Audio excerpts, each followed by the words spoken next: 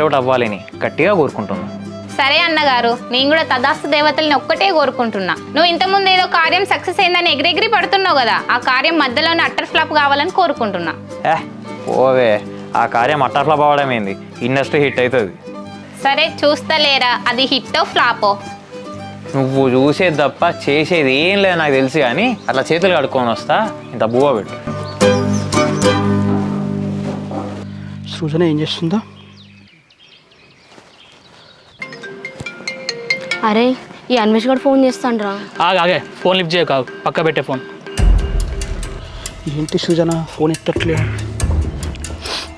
ఎందుకురా, ఏమైంది? ఫోన్ ఎందుకు ఎత్తకంటున్నావు? కాదు, ఏమైనా పైసలు అడిగినావా? వాడు ఇస్తాన్నాడా?